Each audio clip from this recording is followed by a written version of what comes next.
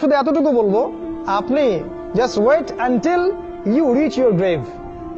আপনি যতক্ষণ পর্যন্ত আপনার কবরে পৌঁছান নাই ওই পর্যন্ত অপেক্ষা করতে থাকেন, তারপরে দেখেন আপনার সাথে কি হয়।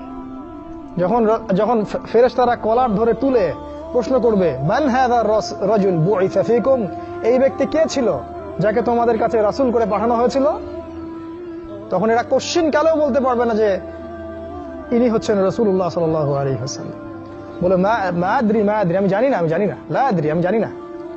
মানুষ কিছু বলতো, আমি শুনতাম। খুবই ভয়ঙ্কর জায়গা। একজন সাহাবীর নাম বলি, সাদ বিন মুয়াজ রাদিয়াল্লাহু আনহু, নাম শুনেছেন? তোমরা তো শোনো নাই মনে হয়। সাদ বিন মুয়াজ এত ভালোবাসতেন নবী তাকে, তার মৃত্যুতে রাসূল সাল্লাল্লাহু আলাইহি ওয়াসাল্লাম এত কষ্ট পেয়েছিলেন। সাদ বিন মুয়াজ আনসার সাহাবী ছিলেন। তার একার দাওয়াতে প্রচেষ্টায় মদিনায় বহু মানুষ ইসলাম কবুল করেছিল।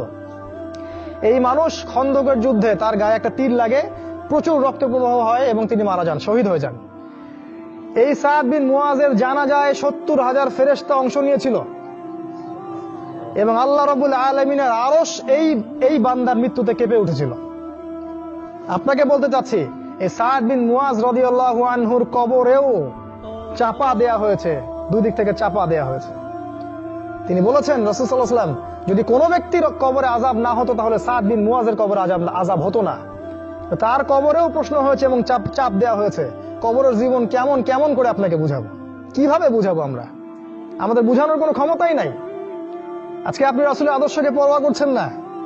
কাল যখন আপনাকে রেখে আসা হবে ওই যে বিসমিল্লাহি আলা মিল্লাতি রাসূলিল্লাহ বলে, তখন বুঝবেন যে রাসূলের মিল্লাত কাকে বলে। আল্লাহ পাক আমাদেরকে উসওয়াতুল হাসানা নির্ধারণ করার তৌফিক দান করুন।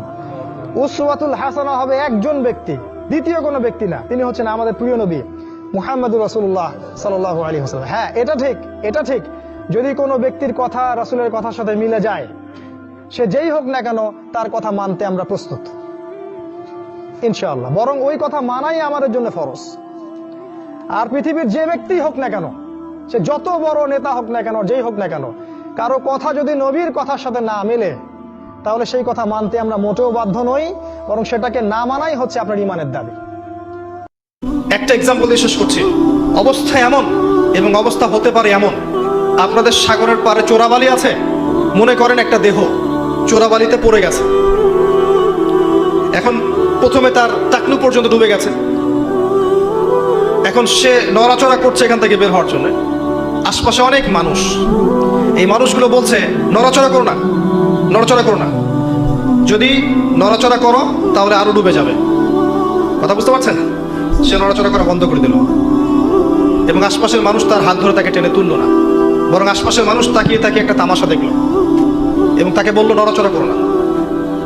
সে নড়াচড়া করলো না। কিছুক্ষণ পরে আস্তে আস্তে আস্তে আস্তে তার হাঁটু পর্যন্ত ডুবে গেল।